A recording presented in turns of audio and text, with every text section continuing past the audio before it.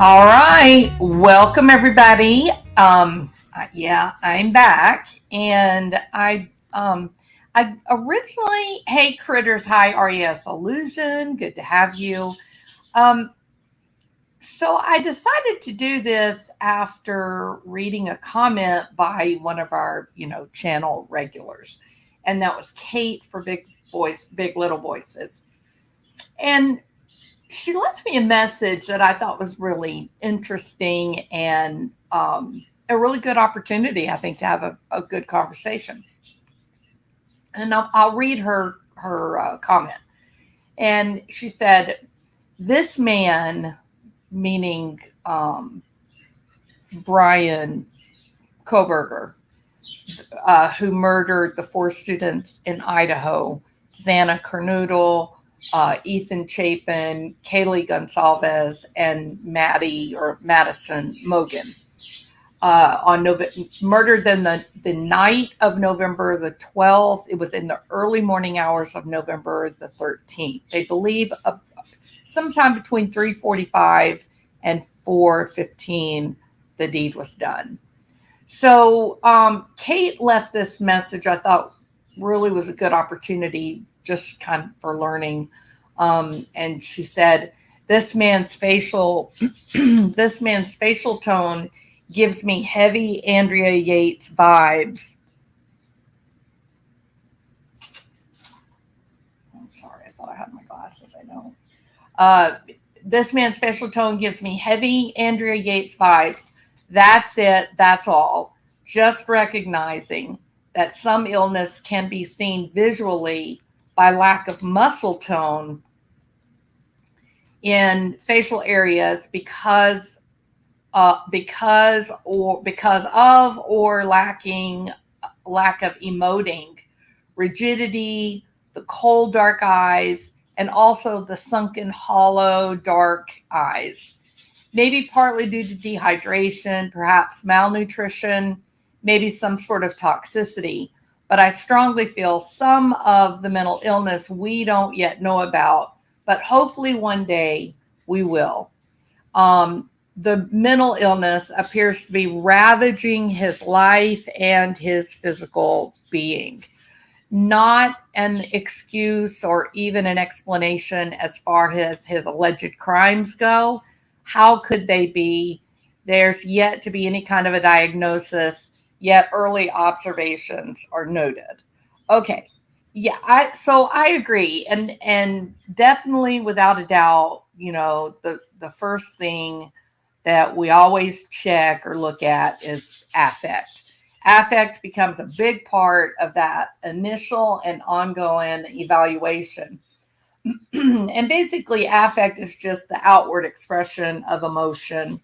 It can be like the tone in the voice, a particular smile or incongruent frown, perhaps a laugh, a smirk, the way they press their lips together, crinkled up forehead, or slack and very smooth, furrowed eyebrows, or even a disinterested eye gaze. It basically affect is what people use in nonverbal communication. It's the way we kind of decipher what someone may be feeling, and it especially where mental health is concerned. It especially becomes important when we notice an incongruence or an unmoving, unwielding affect. Let's face it, affect should be appropriately congruent to the changing topic in conversation, the different demands within the environment at any given moment. It is a fairly unusual circumstance to see someone who keeps the same exact expression on their face at all times. It's just not, the face is a reflection of that connection to the emotional experience that is happening internally. And with Chris Watts, and now with this guy, Bryan, we're kind of seeing this really restricted, or I'm going to even make that leap and say flat affect for him. We haven't seen any video yet for him, but we do have multiple photographs, and it is really it's really important to recognize there's no movement. There's no change in the expression of his affect. It is really flat. It doesn't demonstrate any emotion. Um, and and that's notable from a mental health perspective, because remember, that affect, that's a window into the emotional experience of the person. Now, we have multiple ways of describing affect. We can say that it's flat or blunted. We can say that it's either limited or restricted. Another way to say it also is that there's a broad affect, that the person is expressing a wide variety of affect to display congruent indications for sadness or excitement, happiness, fear, just embarrassment, whatever. There's a lot of people that present with major depressive disorder, and they do, present with that kind of blunted or restricted affect, where there's not much smiling, there's no real outward, change. The eyes don't really show interest. However, if you tell a joke, then they'll momentarily respond to that with an authentic kind of chuckle or smile, and then they go back to that restricted range. That is different. That is much healthier presentation than someone with a restricted affect. You make a joke and they don't seem to have any kind of awareness of that what you're saying is funny. Either you're a really bad comedian, or things are just not registering emotionally. And so those are conditions, those are moments, situations where we really want to pay attention, and it's a big red sign to see somebody present with a flat affect, or perhaps what we consider restricted or blunted, depending on the situation, the conditions that they're there. There's also labile affect, in the same way that we can have restricted or flat affect where there's not really anything going on. Labile affect is kind of the exact opposite. It's really out of proportion to what the situation is. The person is seemingly changing very quickly in a real notable manner from, let's say, a little bit of anger or frustration. Suddenly there's boisterous laughter. The next thing you know, they're crying. Labile affect is not something that you ever want to see, really. But we look for it and we note it. So broad affect, or affect consistent with euthymic mood, that would suggest just a stable, healthy picture in terms of the information we're learning about affect as a marker for illness. And then we can go through from restricted or limited affect to blunted affect to the bad one, which is flat affect, where there's a complete restriction of expression of emotion. And then labile being the exact opposite of flat, where flat is no change in affect. Labile is, the person is changing very rapidly, very quickly.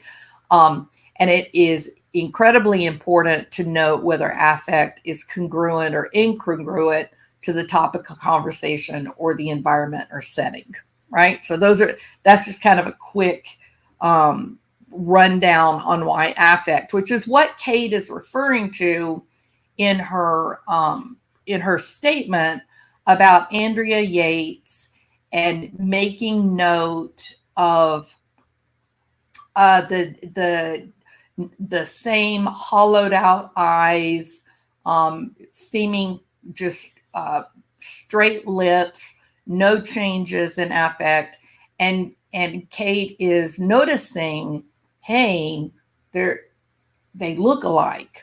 Like the initial pictures that we had of Andrea Yates looks very similar to Bryan, all of his photographs. And then finally, I added Adam Lanza in because we definitely have flat affect with Adam Lanza. So each of these people, they look consistent, and if you pick the right photographs, they look consistently flat or blunted. But is it all the same? Like, when you see a blunted affect, is it always the same problem? Who is an ugly? What? She is a vile, evil one. Who is a vile, evil one? On a lighter, happier note, Amy, Happy New Year. No evidence yet that Bryan has ever had a date. Although, actually, no, I'm wrong about that. That is not true. There was a story that was reported in the Star that someone came forward. They said that they met with Bryan Kohberger through a dating app like Tinder, and they went on this date, and he's talking to her, and he actually calls her a bitch and tells her that she needs to get up and make his taco or burrito or something, whatever it was. I don't remember. That's pretty antisocial, right? That's not awkward. That's abusive.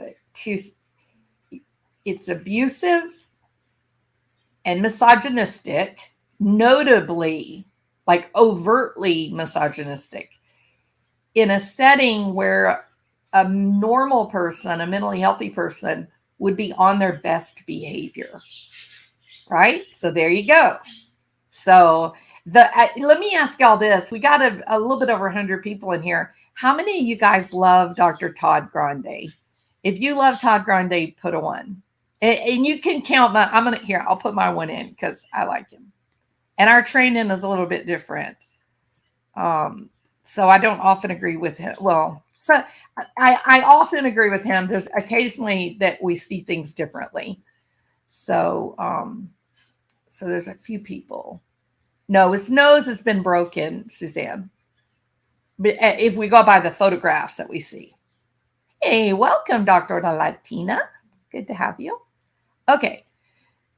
Yeah, the dry sense of humor is the greatest. Like sometimes he slips in these jokes and you kind of take a double take and you go, wait a minute. I think he wasn't being funny. He wasn't being serious. So yeah, he's a wonderful creator. I love the guy. Just love him.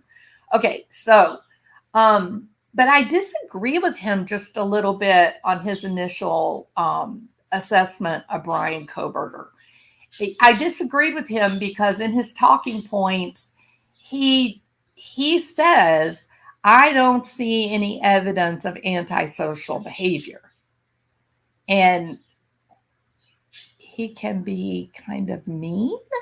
Oh gosh, I don't think he's mean at all. No, well, I mean, we can all have our own opinions. But yeah, I think he's a great guy. Yeah. No, there's evidence that his nose has been broken for a long time. Yeah, no evidence of antisocial behavior. Now, Dr. Latina, his training, I believe I think he's got a PhD in counselor. I don't know now. It's just a little smidge different, you know. He's still a clinician.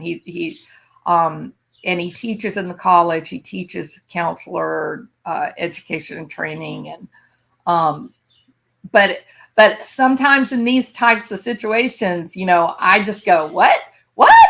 Abnormal psych 101. Yes, we definitely have antisocial tendencies and behaviors. Right? We see both, right?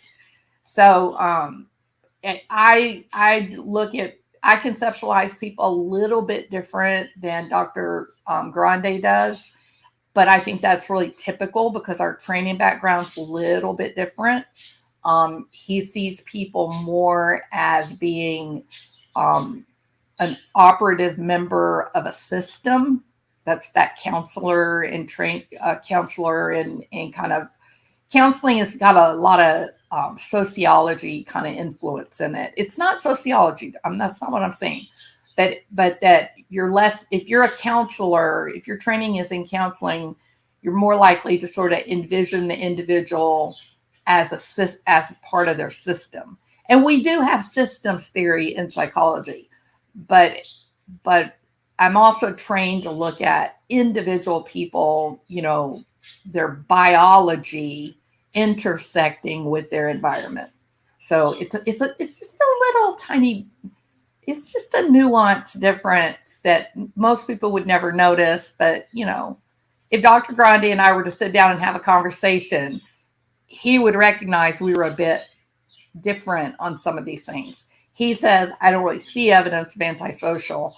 And that comes from this belief that antisocial is evidenced by an arrest, history.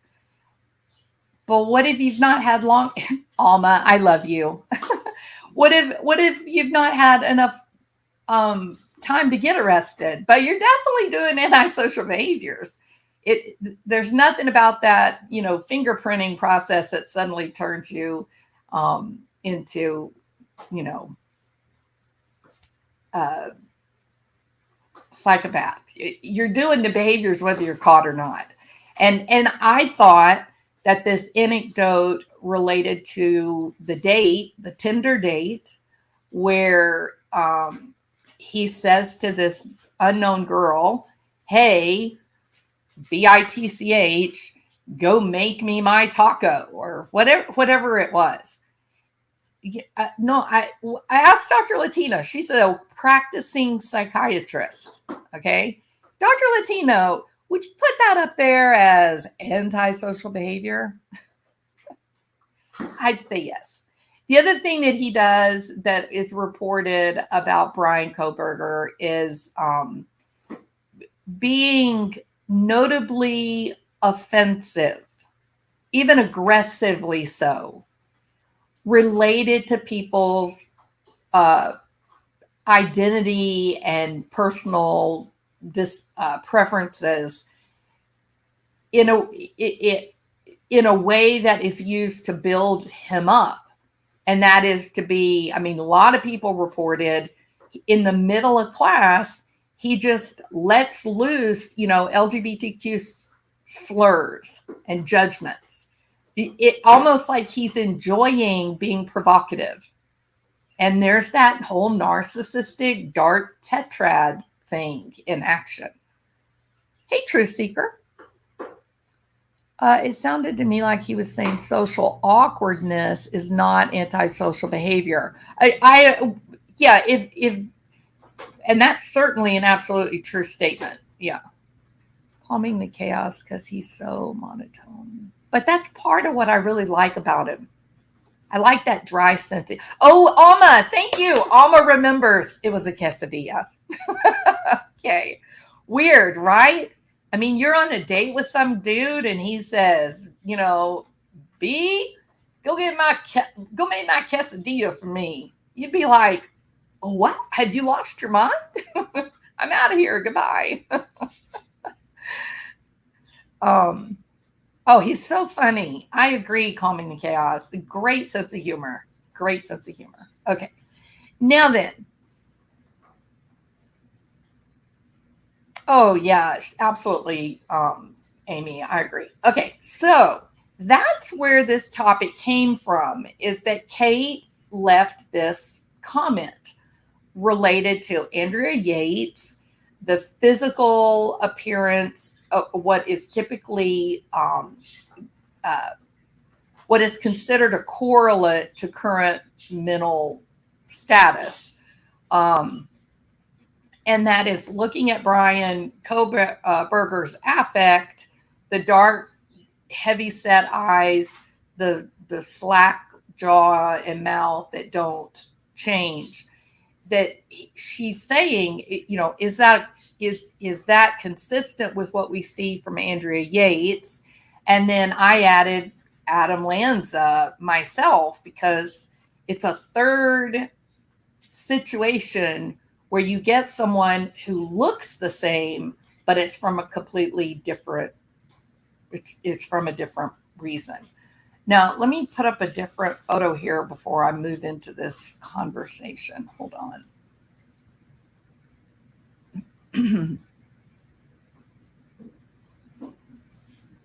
All right. This makes it easier to see their affect, right? Okay. Now, Bryan has got just a little hint of a smug, you think you got me, huh? It's just there. It's lurking just below the surface, almost like this kind of detached bemusement, right? That he's an observer. He's a bit above it all, and you might even look at him and attribute this idea of him thinking in his mind, wow, you're going to be really sorry you messed with me, right? You can kind of see that. If you look to the far right, which is a still shot that was taken from a video that Adam Lanza made himself several months before the shootings. And that mouth with the tightly closed, held tight lips in a really protective fashion, that was pretty much his standard, never changing affect. It never changed. Whether he was angry, happy, sad, that was what you got. Okay. That is flat affect. Okay. Bryan's is more of what we would call restricted or limited. But then let's look at Andrea. Andrea Yates is a completely different situation than these other two. If you don't remember who she is or know who she is, she's a woman that was in Houston, Texas.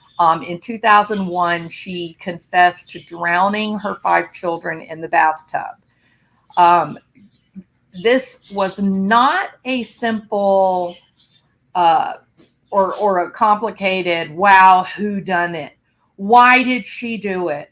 My God in heaven, what went wrong? Well, there was a lot that went wrong. A lot. This was a young woman that when she was in college, she was high achieving. She had longtime friends that she had made in childhood as elementary that were best friends with her on the day that she killed those kids. She was doing very, very well. And then she married her husband. Now, the reason I stop a minute is because I don't think he gets enough credit for the contributions that he made to establishing a really unhealthy lifestyle. This was about as bad as it could get. This was a situation where I believe well-meaning religiosity caused a situation to go out of control.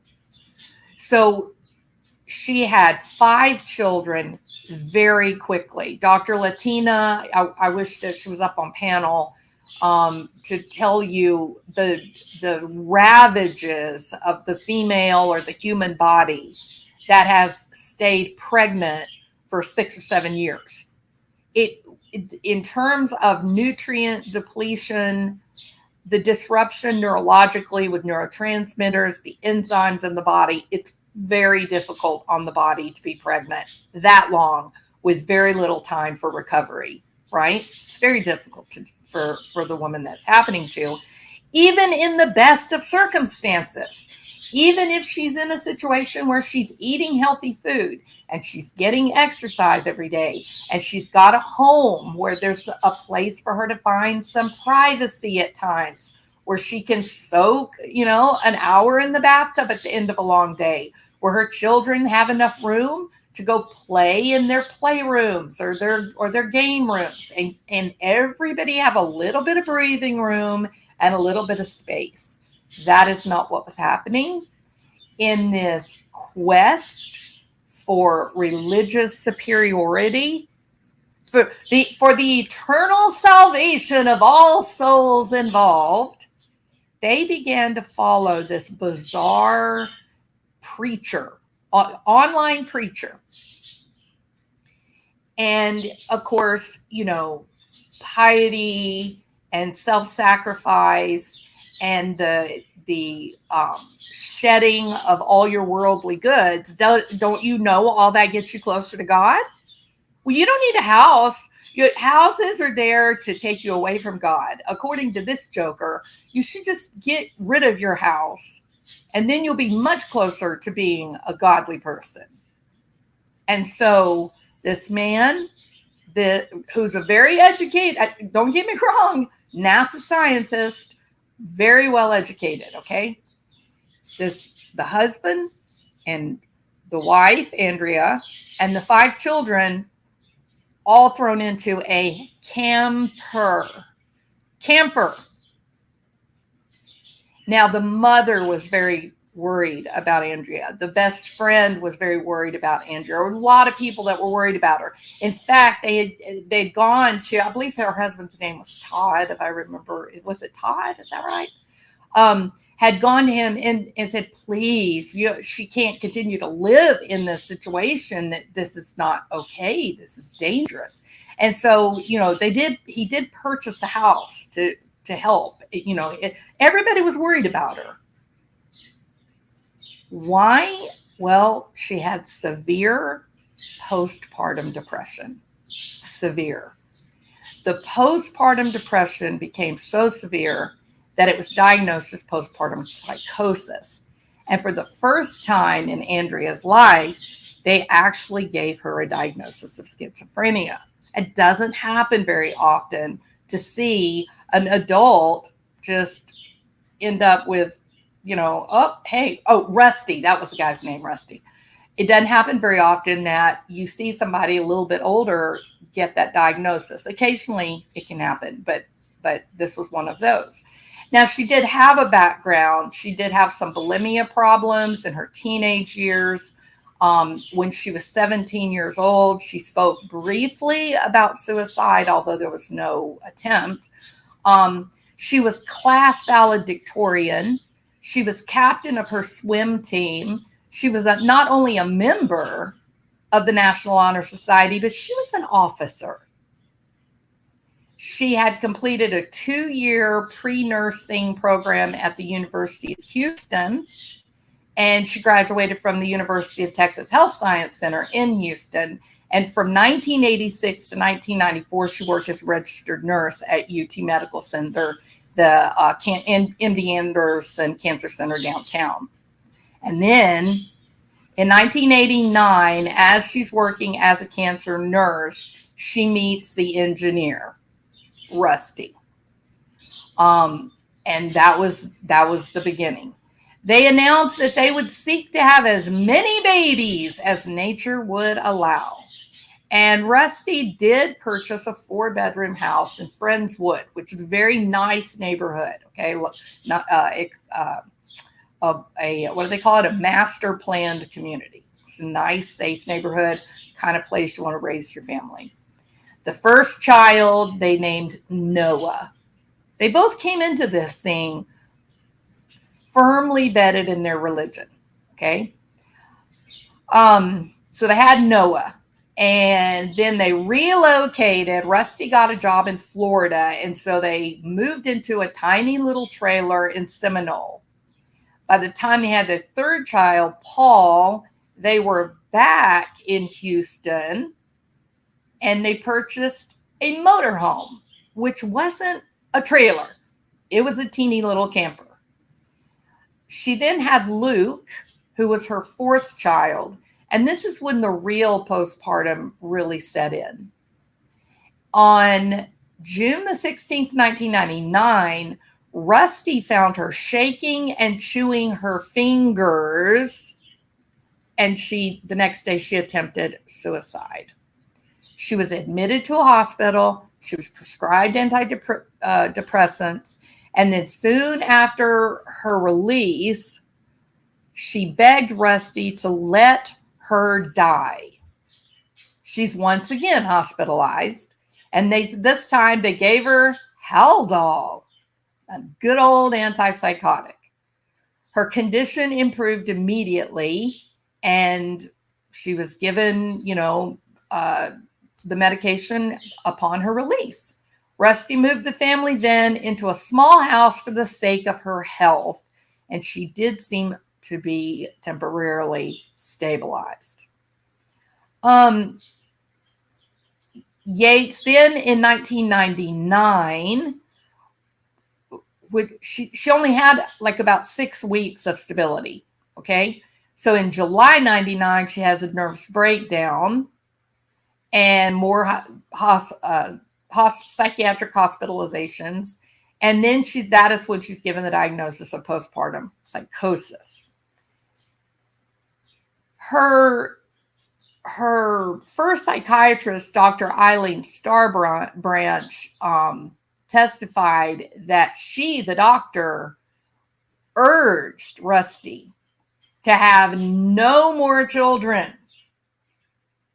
She said on the witness stand during the trial, I told him, if she gets pregnant again, it will guarantee a future psychotic depression. She said, I can guarantee a future psychotic depression.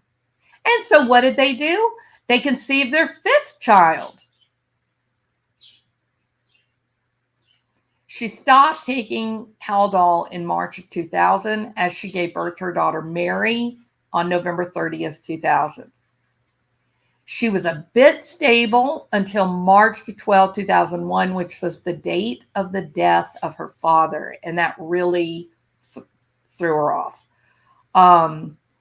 She stopped taking her medications, began to read the Bible feverishly. She began self-mutilation. She stopped feeding the baby and taking care of the baby. She was completely incapacitated. And when the mother became aware of the condition of her child, she was immediately hospitalized. On April 1st, 2001, which is only about 3 weeks after her dad died and this serious decompensation happened, Dr. Muhammad Saeed began taking care of her, and she was treated and released. On May the 3rd, 2001, she decompensated again and was in a catatonic state for some time. Eventually, towards the middle of the day, she filled the bathtub with water, and she would later confess to police that she had planned this day, but had decided against doing it on that day.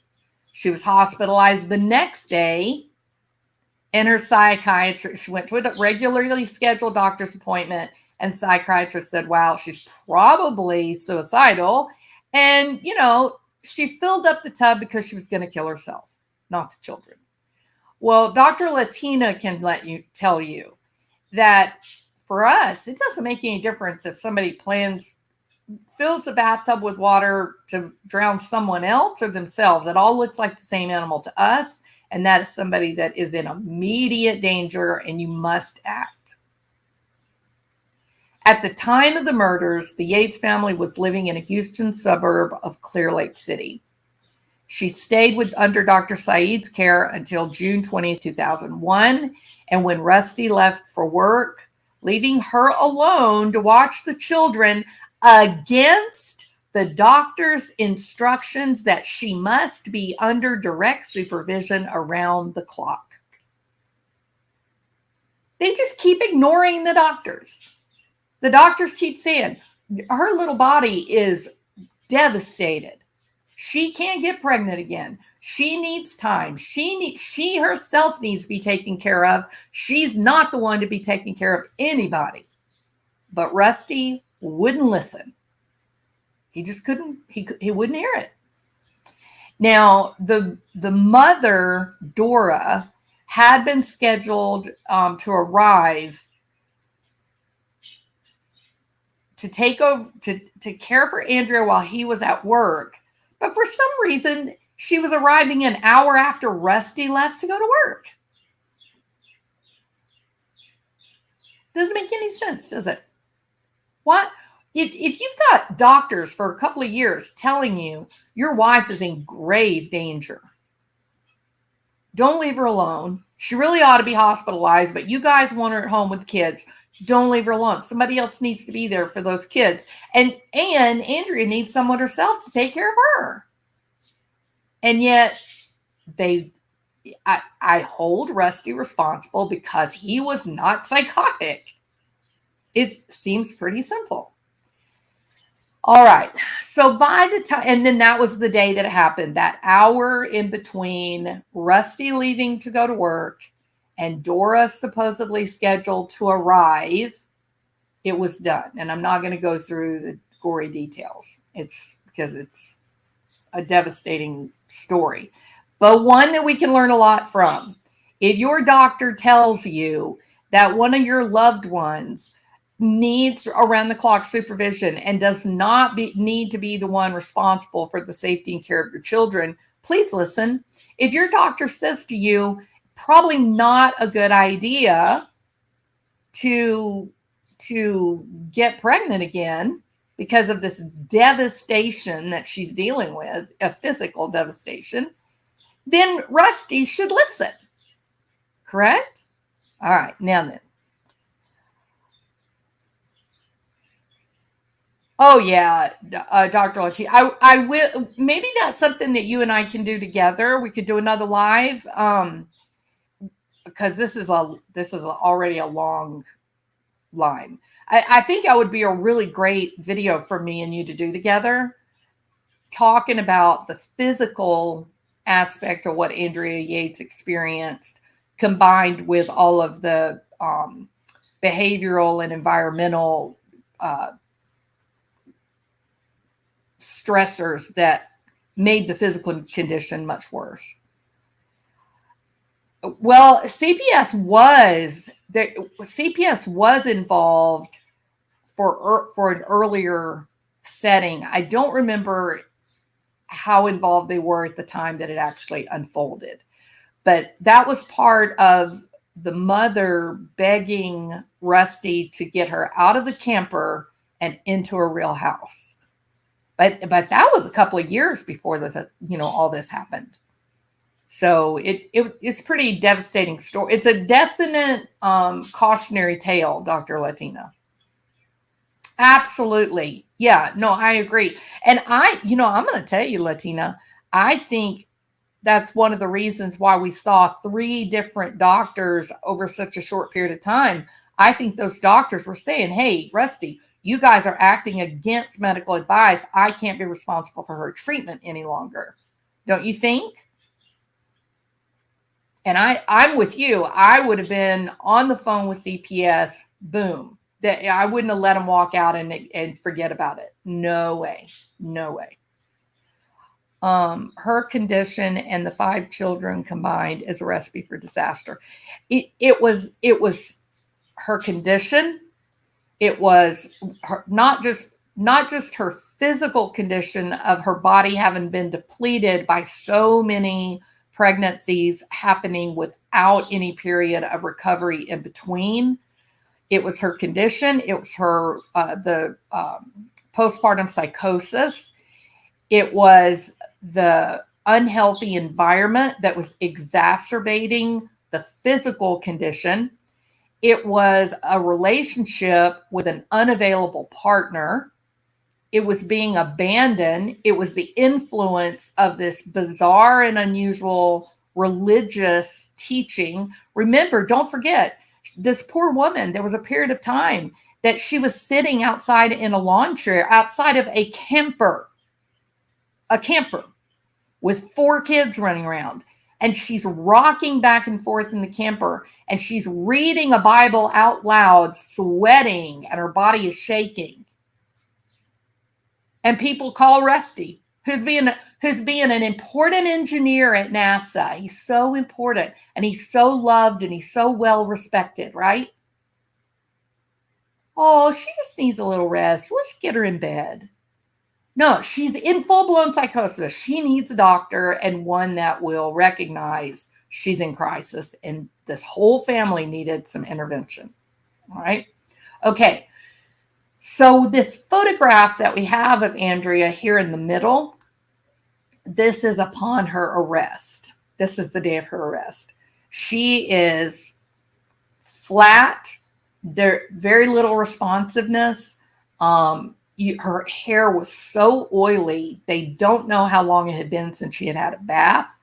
The hospital people that were on duty when they brought her in, the smell was just incredible. She wasn't taking care of her own personal hygiene, much less, the children. I guess Rusty must have been taking care of the kids' hygiene at night, perhaps.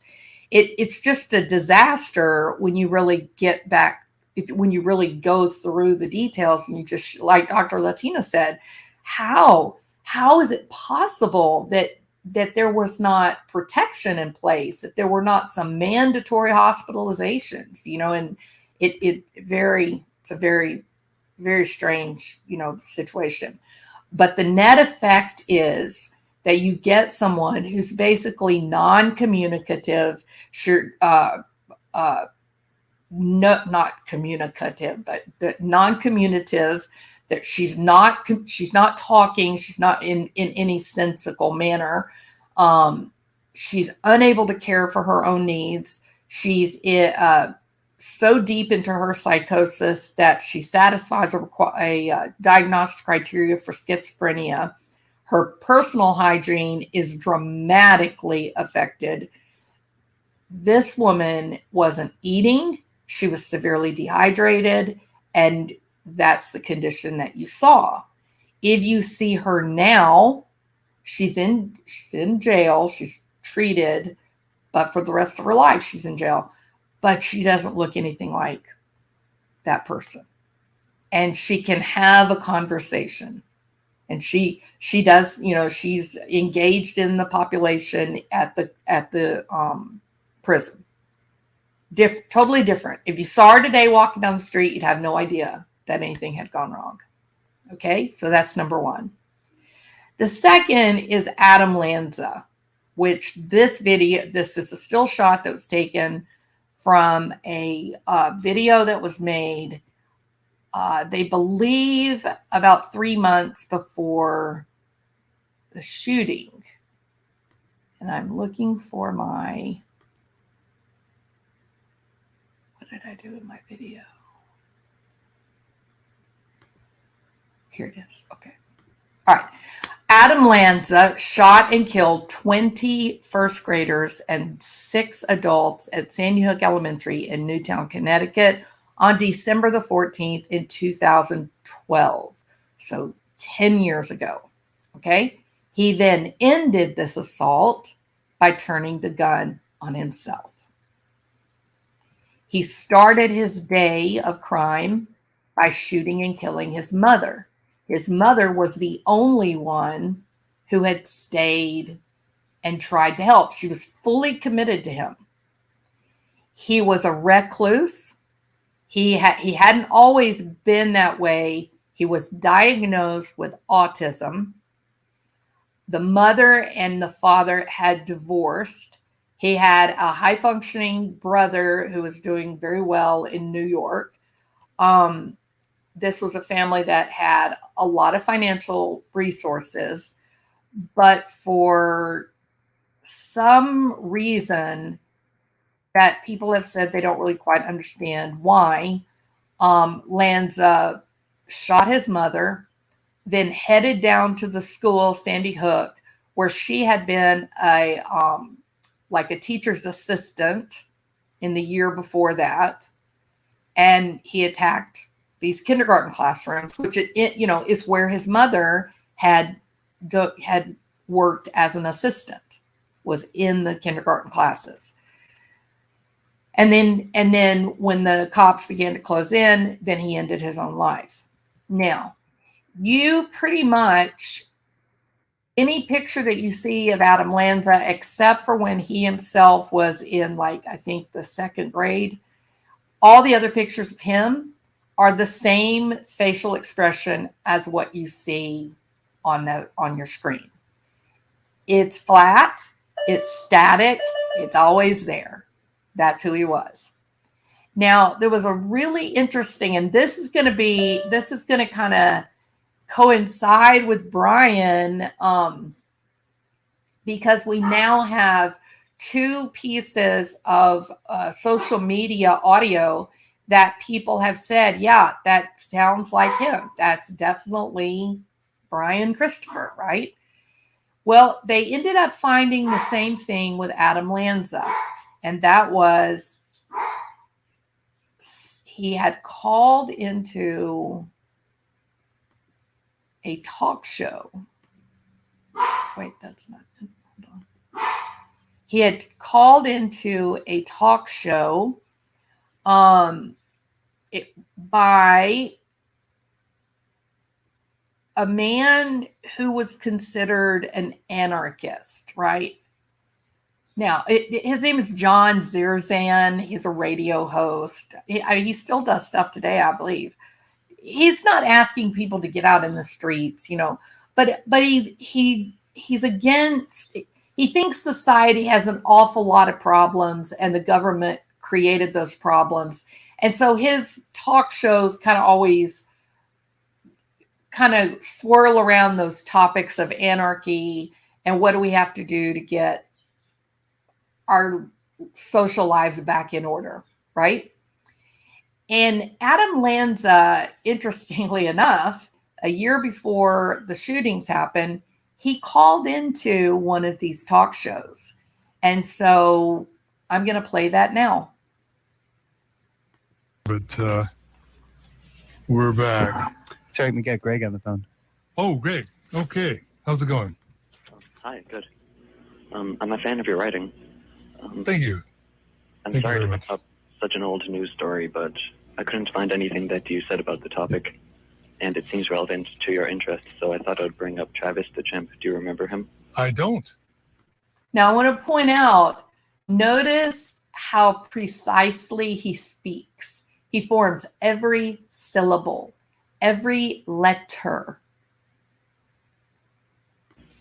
Well, he was a highly domesticated chimpanzee who lived in a suburban home in Stamford, Connecticut. Oh, yeah. Oh. And he was raised just like a human child starting from the week he was born.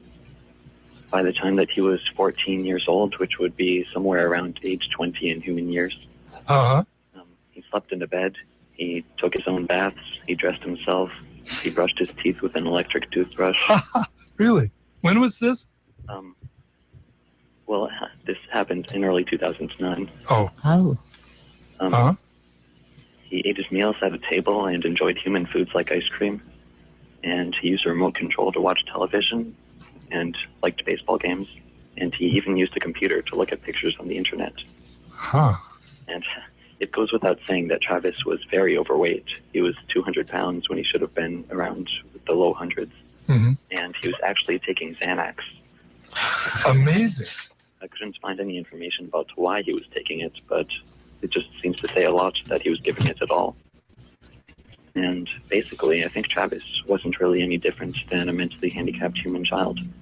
But anyway, one day in February 2009, he was acting very agitated, and at some point grabbed his owner's car keys, went outside and started beeping from car to car, apparently wanting to go for a car ride. And he was acting very aggressively, so his owner called her friend over to get her to help him to calm down and go back inside. And once she arrived, he immediately attacked her, and his owner tried to stop him, but couldn't, and she even resorted to stabbing him with a knife, but nothing worked. And she said that after she stabbed him, he looked at her as if to say, "Why'd you do that to me, Mom?" Because apparently that was what their relationship was like, no different than between a human mother and a human child. So after the stabbing, she called the police, who arrived 12 minutes after the attack, at which point her friend was pretty close to dead. And once the cruiser came up, Travis went over to it, tried to open the locked passenger door, He smashed off the side view mirror, went over to the driver's door, opened it, and the cop shot him. He fled back into the house, where he went to his playroom and bled to death. Hmm. And this might not seem very relevant, but...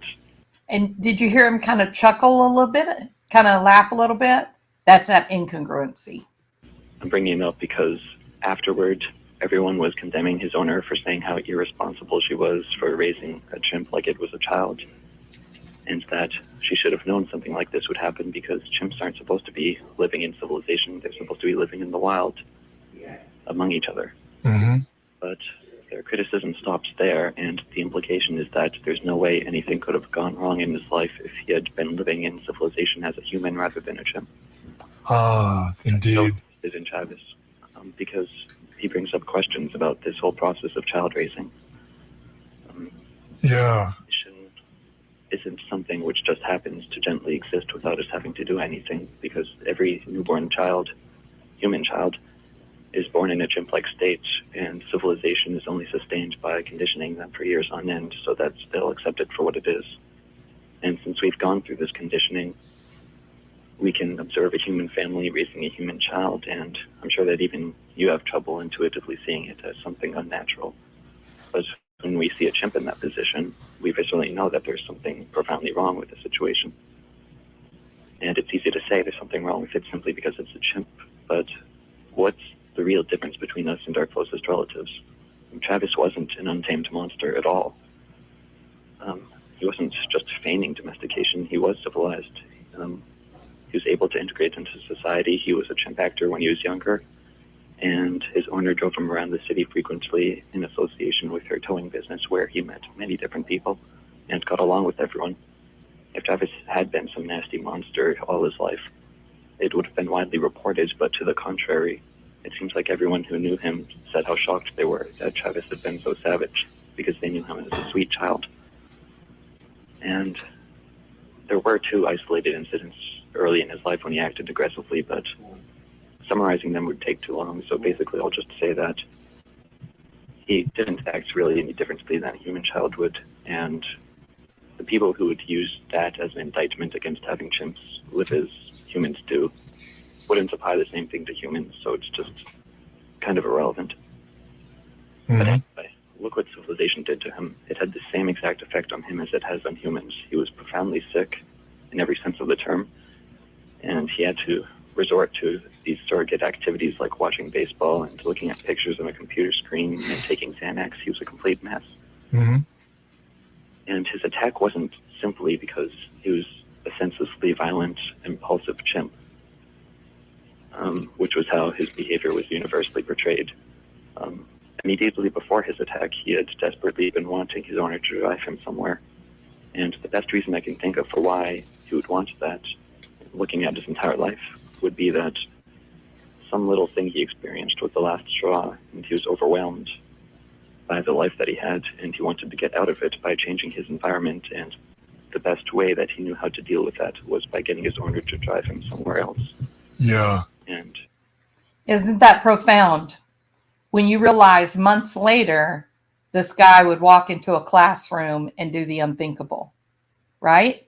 It's what it's at the in the same way that you're struck by the level of intellect, the level of knowledge and comprehension about human suffering. He's so emotionally detached. Really, really cold. So he says the only reason, the only thing I can think of why this Travis, this monkey, this chimpanzee would act out in anger, as he did, is because it was something he wanted and he was frustrated that he wasn't given what he wanted. And this was the only way he knew how to change his environment.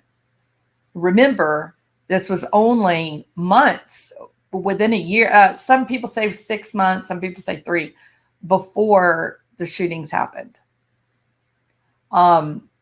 Interesting too, that he thought that the mother of the chimpanzee was no different than a human mother of a human child. he felt like those parallels were equal. I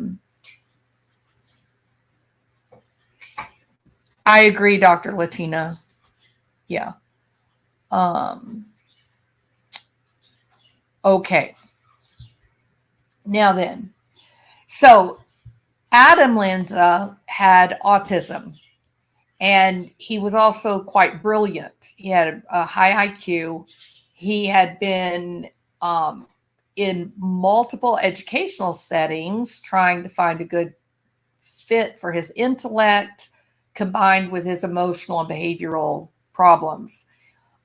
He had been to any kind of doctor and every kind of doctor that you could ever imagine. And yes, he was medicated. That was something that they really worked to try to cover up. Maybe I shouldn't say cover up. They tried to derail any conversation about his medications. They were fearful that people would make the leap and say, oh, well, if he hadn't been taking those medications, then he wouldn't have done what he did. Well, you can't say that. Maybe if he hadn't been on those medications, he would have done it when he was 15, not when he was 20, right? So those are the kinds of things that we're better to leave to the research, medical research, and make some considerations. But I ask you, as you listen to this guy have this intelligent conversation and an interesting conversation on a late night, talk show, would you guess that this kid was able to go in and do what he did?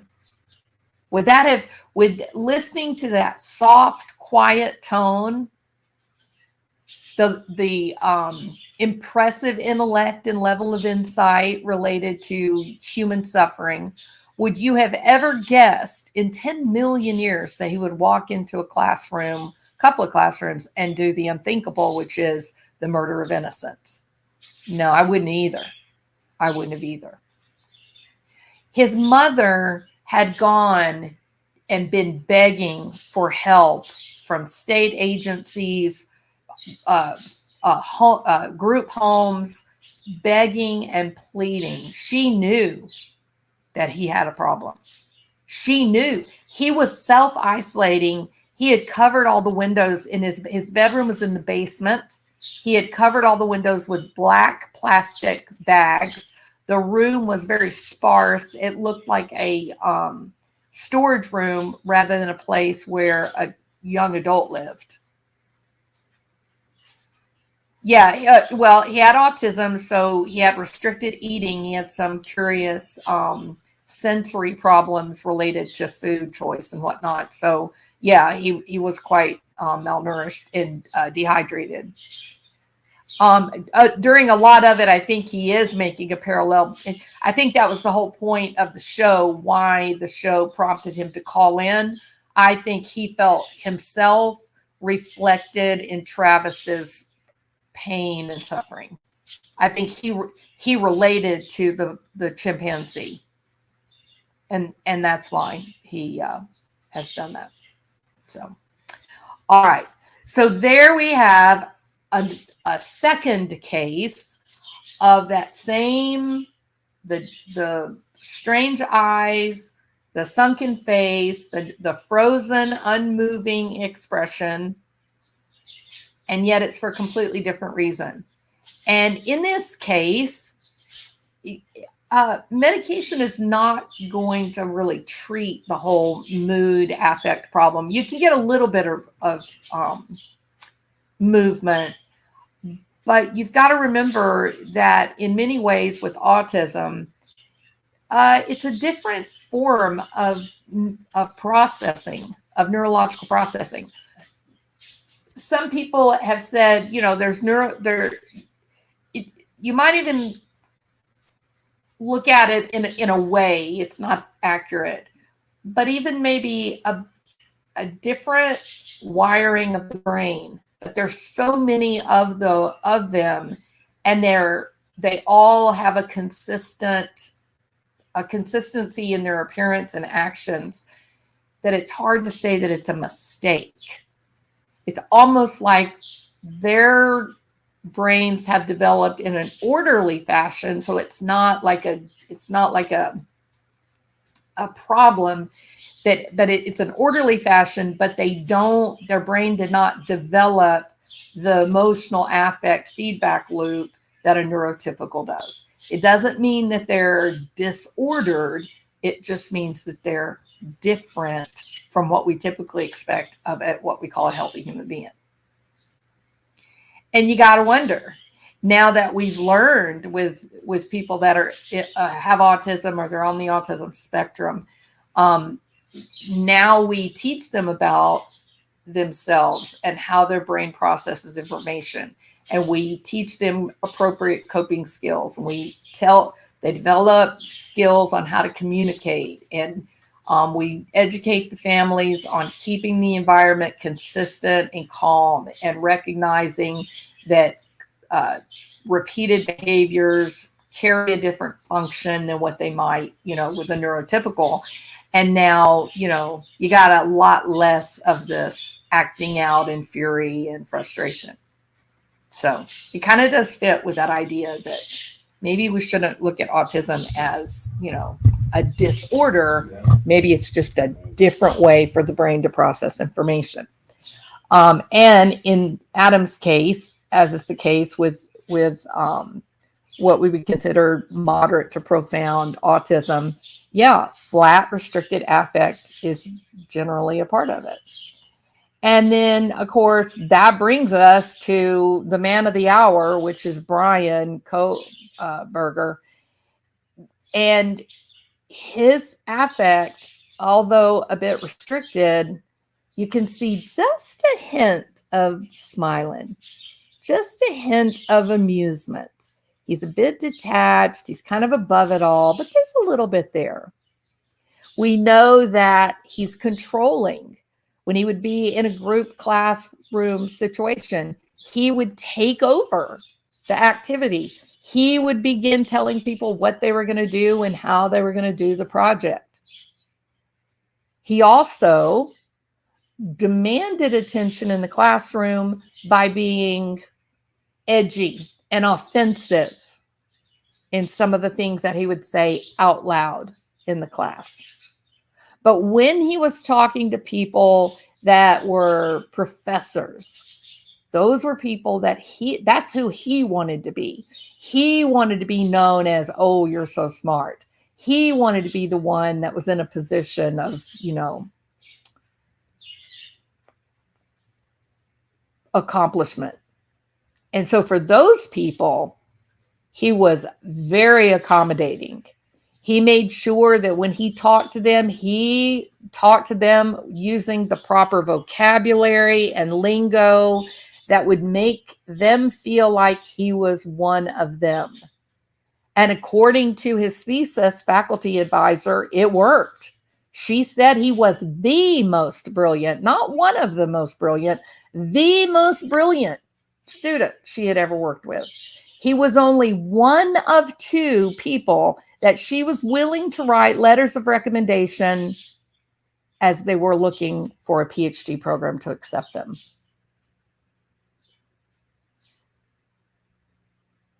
So even though all three of these present with somewhat of a restricted or blunted affect, limited affect, they're all coming from a completely different place for completely different reasons. And that's why you can't just look at someone who's exhibiting something out of the ordinary and say, oh, I've seen that before. I know what that is. It is very complicated to go in and do a full assessment and consider everything, starting with the physiology and then moving into the psychological, moving into the background and history, early trauma, things that would have affected the way the brain matured, and then finally the immediate setting.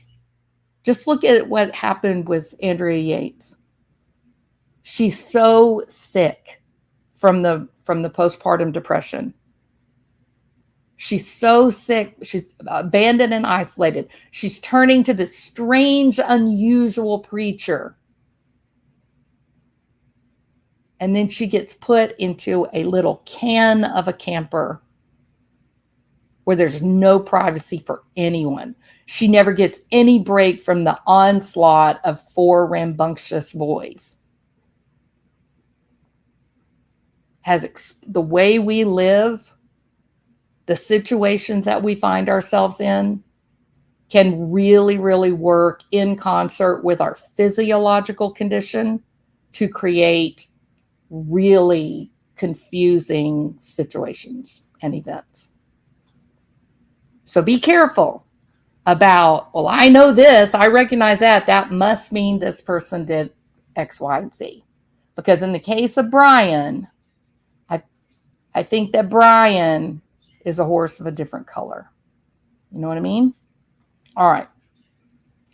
I'm going to, let's see. So Bryan, we talked a little bit about his education and background. He got his associate degree, a bachelor degree, and a master's degree in Pennsylvania. He then got into the criminology PhD program in Washington State University, and he moved there sometime in June or July of 2022. He had completed only 1 semester. He was not a doctoral candidate. He was a doctoral student, but he had a teaching assistantship, and a teaching assistantship is highly competitive and highly desirable if you're a PhD student. And he was chosen to receive one of those assistantships, meaning he would teach, he would help professors, he would get a regular monthly paycheck, stipend, a regular monthly paycheck, and it had the additional benefit of forming a close relationship with professors and his student advisor.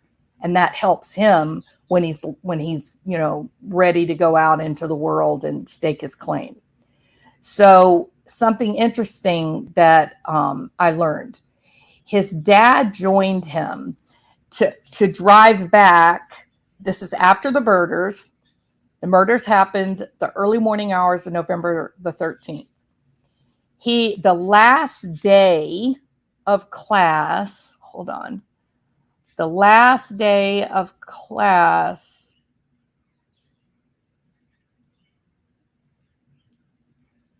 all right, this is where I wanted. Okay, so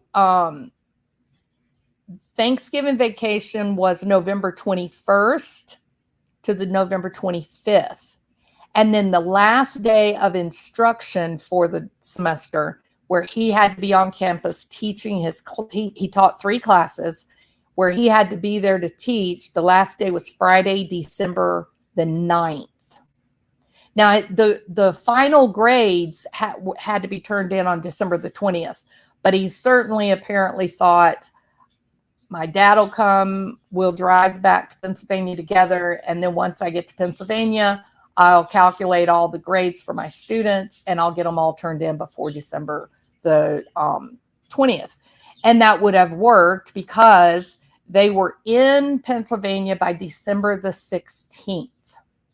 Okay, so he was in class teaching December the 9th, and then we have a report.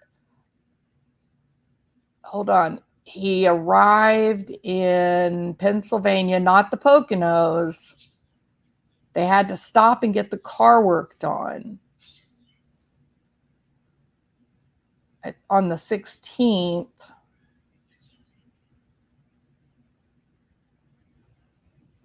Here it is. An auto repair shop in Pennsylvania on December the 16th said that they actually worked on the Hyundai Elantra, and then they arrived in the Poconos at his house on December 17th. It was sometime between the 9th and the 16th that the FBI began to track them, and they were followed for about 4 days, right? They were already on their way when it said, oh my God, we know who he is, get on his tail. And that was when the FBI joined in, apparently. In Indiana, this is so interesting. In Indiana, they were stopped twice. They were pulled over by police twice in Indiana.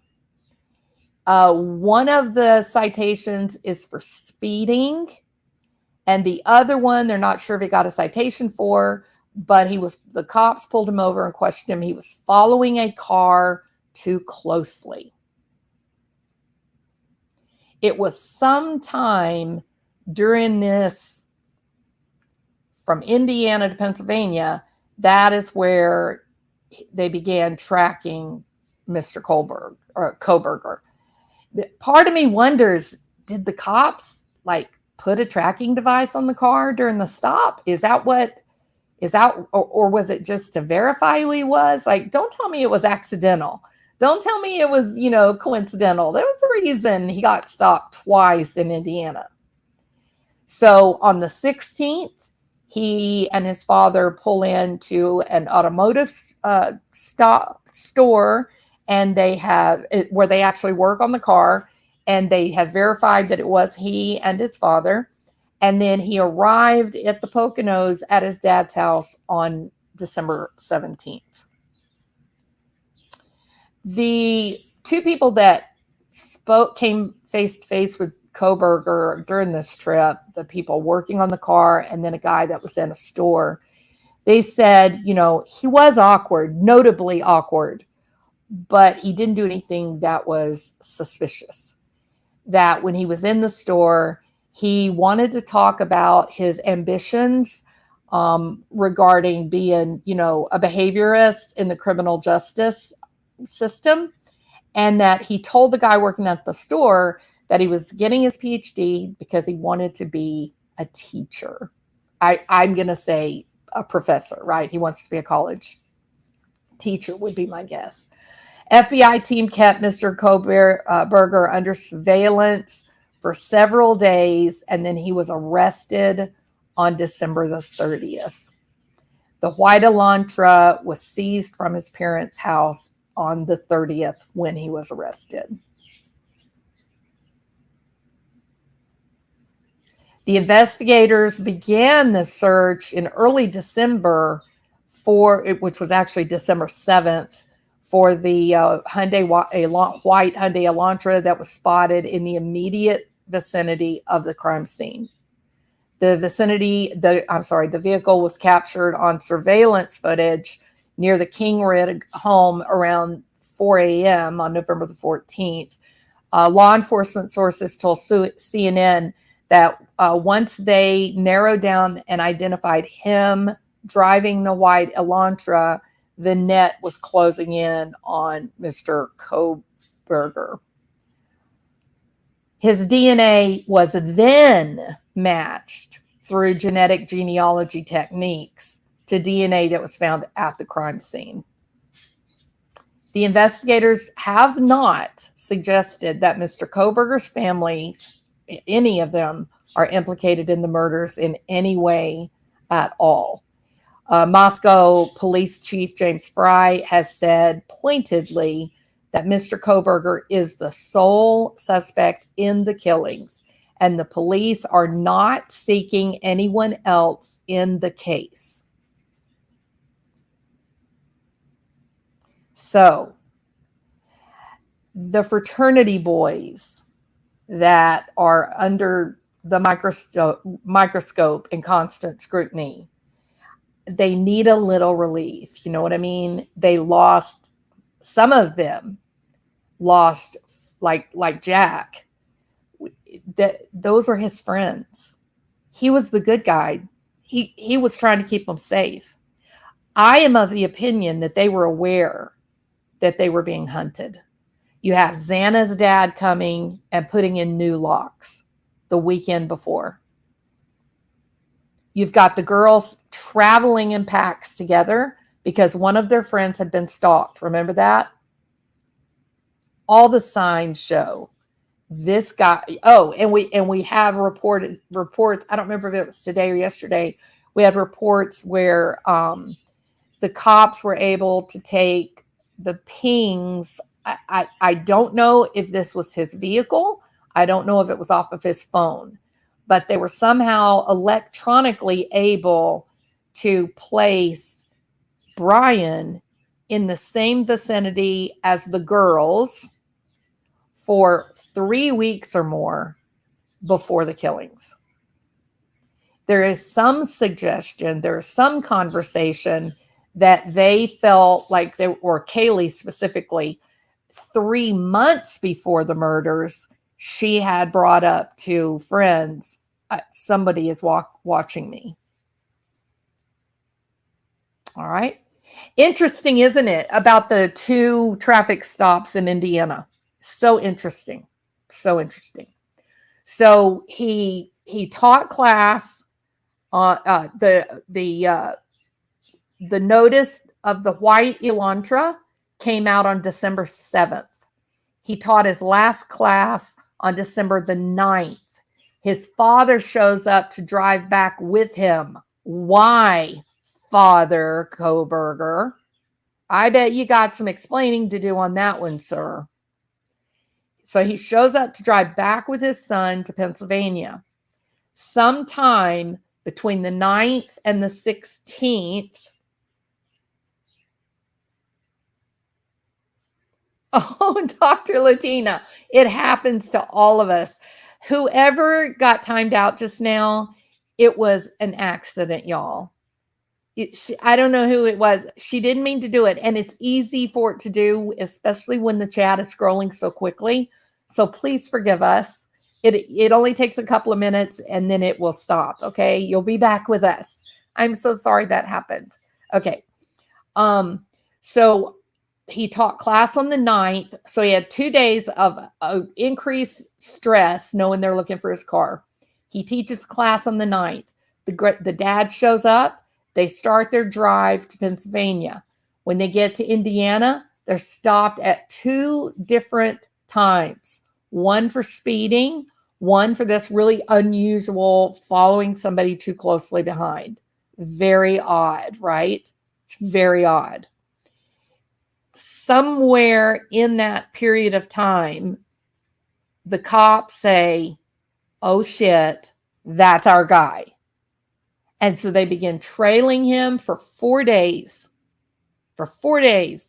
I guarantee you, they got together with the Indiana State Police and said, hey, we need something. We need a visual, saying, yes, this is Bryan Kohberger driving this car. We see him.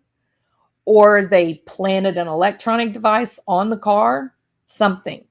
Because on the 16th, they stop at the edge of Pennsylvania and the car is worked on. It then takes them till the 17th to arrive in the Poconos at Bryan's family home. And then the arrest doesn't now they're only observed 4 days by the FBI. So they're happy. The FBI's happy after the Indiana stops. After he gets there, they're ready to quit tailing. Why? Probably because they've got an electronic surveillance device on the car, and they might have even been able to pick up some DNA somewhere. Maybe he threw a cup out or something, right? At that point, then, they begin the DNA search to try to connect him to the crime scene. And that's where we are. That's it. Heels in the air. You're awesome. I love your channel. Okay. He knew they were looking for the car all that time. It is insane, isn't it? And it's so, when I found out about the 2 stops in Indiana, followed by the, mechanical issues, what's going on? Why did they go and get the car worked on? Were they thinking exactly what I'm guessing? Were they thinking, what were those cops doing? Did they put something under the bumper? Did they put something in the engine? Like, what was that about? What's happening here? Right? It's very interesting. It's so interesting. This is why be on the lookouts are so important. Absolutely. Yep. Hey, Thing One, welcome. Do wackos think about killing their family members? Well, sure. Like a lot of people do have. Uh-huh. Hey, St. Elmo's Fire. Okay. All right. So I know that today was like a whirlwind, tons of information that was sort of thrown at you. But I thought it was a like really good opportunity to consider just the one factor of affect. We collect a lot of data points, but just affect alone, like if you're considering like a typical mental status evaluation, affect's but one of those things under consideration. But affect can be restricted among all three conditions, even while there may be intense burning anger big enough to plot and plan, execute, and then escape a savage slaughterhouse. That requires a lot of underlying anger. Or if it's anarchy, like the case of Adam Lanza, where he believed that society made him sick. Just like with Travis, the chimpanzee. Or whether it's just an intense ambivalence brought on by exhaustion and physiological mental illness like postpartum psychosis or schizophrenia, unhealthy living conditions, abandonment by the people that are supposed to be there to provide support and help. It can all result in the same thing, and that is an absolute tragedy. So be careful. Not all murderers are created equally, and not all murder settings are the same problem. And I think that Bryan Kohberger, I think he's a horse of a different color. I think he's one of those guys that's rare, like a Ted Bundy, or even maybe a Jeffrey Dahmer, although I think he's far more controlled than Jeffrey Dahmer was. But maybe in the beginning, maybe an earlier Jeffrey Dahmer wasn't so overwhelmed and out of control. After all, Dahmer ran around and killed the dogs of his neighbors, kind of like little Buddy. Or what about John Wayne Gacy, who convinced himself that he was doing the world a favor by getting rid of the undesirables? What did John Wayne Gacy say when he was arrested? I think he said the same exact thing that Bryan Kohberger did. Hey, have you arrested the others? It's very interesting that this guy was studying for a long time, actually, under Catherine Ramsland, the woman that wrote the book on John Wayne Gacy. I think that we're going to find out that Bryan Kohberger has been studying serial killers. And I think he's got so much narcissism. His delusions of greatness are so profound that his active fantasy world, he told himself that he was going to be the biggest, most well-known sadistic serial killer of all time.